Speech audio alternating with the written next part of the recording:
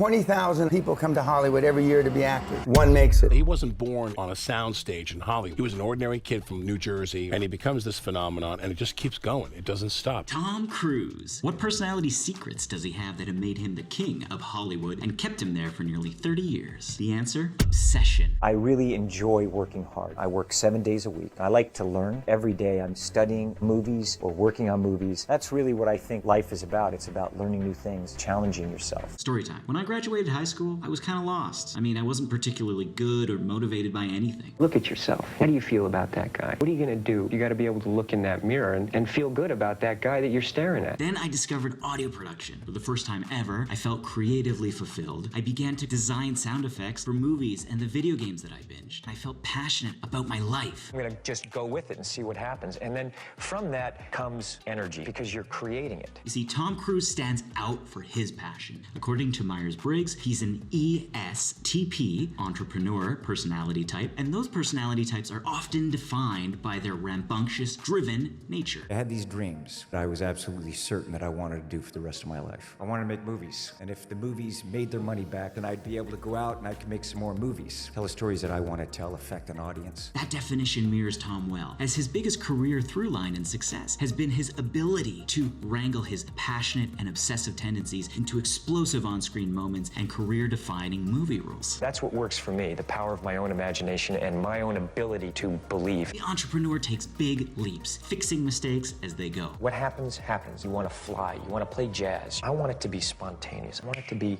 now. I basically did it all myself. I didn't grow up with money, so I never went to acting school. I just studied films and started making movies, and I learned on movie sets. Rather than sitting idle, preparing contingencies or escape clauses, they just figure it out. You'll figure it out. I feel like that's the mantra for Mission Impossible. I think it's a mantra for my life. Somehow we're going to figure it out. How? I don't know. I'm that kind of person. Whatever it is, we're just going to figure it out.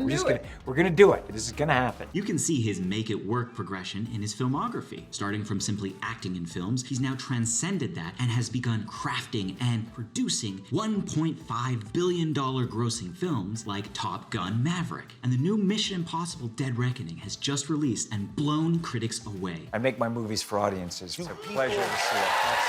I just want to entertain you. It is his undying dedication to his craft and audiences that has allowed him to constantly reinvent himself and impress with reality-defying stunts at over 60 years of age. You know, Tom Cruise was just hanging on the side of an airplane. Man, I'm better than Tom Cruise. Yeah! I told myself I was doing all of my stunts. And I did like 2 stunts, and I was like, I'm not better than Tom Cruise. Although I was loving how audio made me feel, I learned that the audio job market was extremely competitive. The chances of me making a livable wage was really slim. This consumed me. I felt such regular stress and doubt about my ability to succeed that I cracked and I dropped out. You have confidence. Are there any times when that's shaken? Oh, yeah.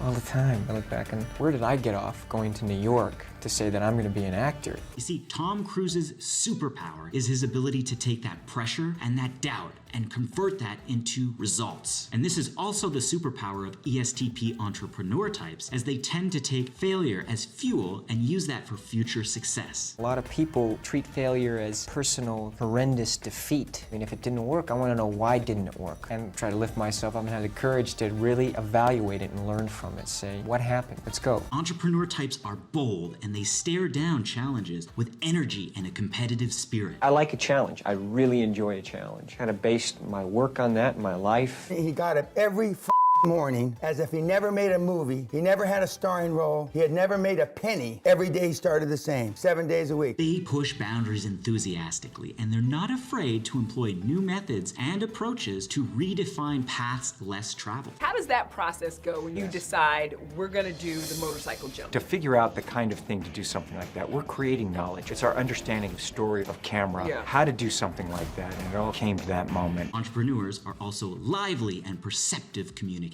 They often use observations to intelligently connect with others. The first day of shooting, Tom, what did we do? We jumped off a building. Yeah. That's me swearing and shouting the naughtiest words ever. In my ear. In your ear. We jump off, and he just looks at me and he goes, "Welcome to Mission." I don't remember saying that. No way. That is way too cheesy. I never said that.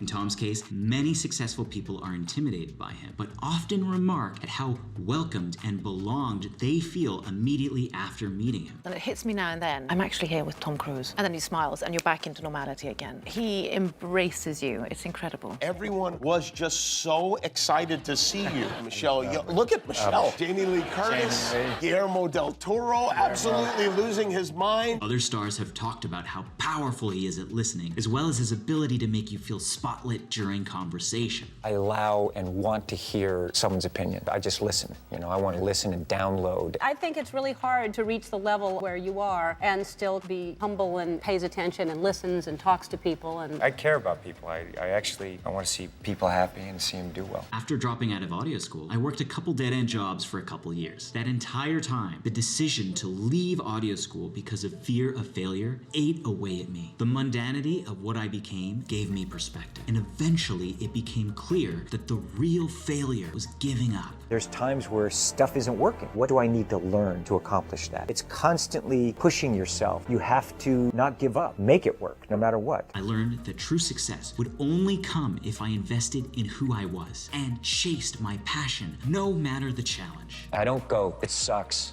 I'm blowing it. Create. Don't let anyone stop you from being creative. You do it, and that confidence will come. And what makes Tom so impressive is that he's able to follow his dreams and avoid my pitfalls, as well as other traditional ESTP mistakes. I was overwhelmed. I mean, here was this moment that I had dreamed of, my life's passion. The door was opening. I didn't want it to close, and I thought, I will never, ever take this for granted. And I know that things don't just happen. It's not just luck. You have to will it into existence. Tom has learned how to take extra pressure and that perfectionism and put it on himself. Just like Tom, ESTP entrepreneur types will often sacrifice sleep to get excited and focused on the next big adventure. One of your cast members told me yesterday that in the 17 years they have worked with you, they've only seen you sleep twice. Do you ever sleep, Tom Cruise? You know what? I try not to. Tom's passion has led him to outwork the typical downsides of defiance and impatience that ESTP types face, and still he remains happy. You get that nauseous thing, you know, where you feel like you're so tired you're gonna puke, but you have no choice, you just have to keep going. You know, I just go, I just do it, and I'm excited about what I'm doing, and I feel really happy.